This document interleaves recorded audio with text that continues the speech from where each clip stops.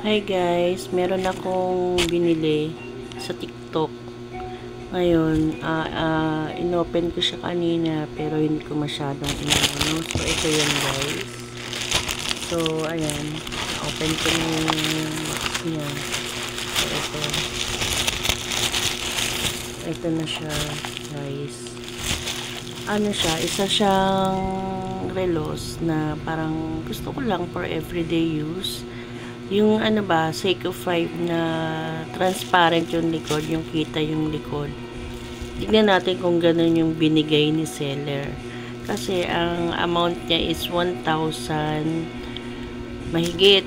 So, binagsak niya ng 399. So, sabi ko kung everyday use lang naman at pang ano lang, pwede na yon sa 399. So, tingnan natin ha.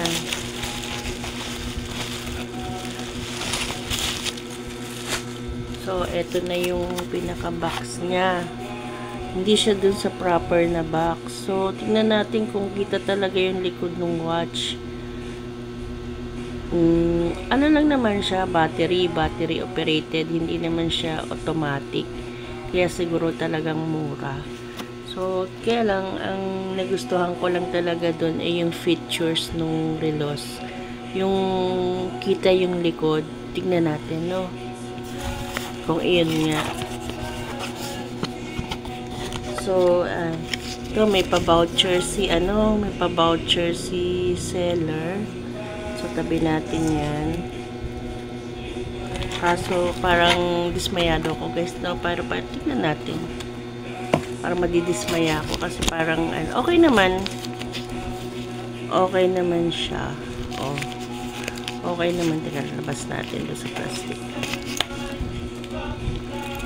So, okay naman siya, guys. Ayan. Ayan. Layo natin, no? Tama ba? Ayan. Okay naman siya.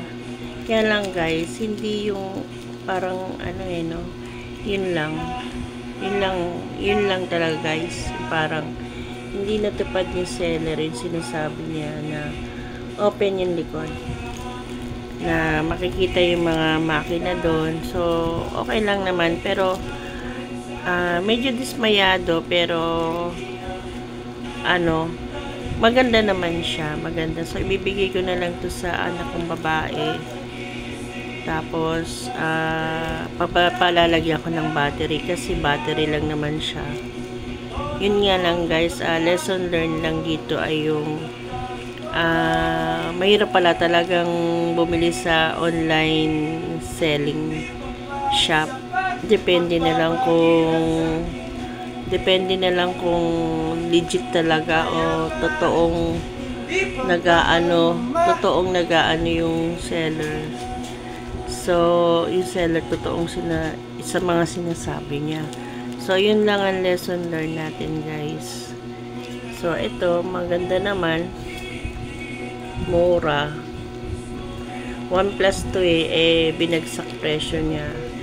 So, yun nga lang, hindi yung ini-expect kong kita yung likod. So, yun lang. Yun lang naman ang comment ko dun. Pero, ayun lang. So, yun lang guys. So, next time, magiging lesson na sa akin to na. Mas maganda talagang bumili dun sa nakikita mo ng personal yung item. Lalo na yung mga ganitong item. No? So, yun lang po guys. Yun lang. Lesson learned lang sa akin.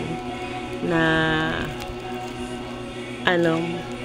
pag ganitong item, pag medyo item na gusto natin, katulad ng mga relos, ng mga jewelries, dapat in person natin siyang makikita. Hindi lang online na picture lang, video lang, tapos iba pala ipadadala sa'yo. Okay guys, maraming salamat for watching. Sana may natutunan din kayo sa akin na lesson. Pero maganda siya, in fairness maganda naman. Bago. Hindi naman siya, tsaka mura lang naman kasi siya. Kasi battery operated lang naman kasi siya. So, yun lang. At meron pa siyang pa-voucher. Ayan, 50 pesos. If ever na kukuha ako sa kanya uli. So, yun lang. Medyo na hindi na tayo ganong katras sa online na yun kasi iba naman yung binibigay niya sa gusto ng buyer. So, yun lang po. Maraming salamat for watching. Please like, share, and subscribe po sa mga aking mga suki dyan. So, next vlog po.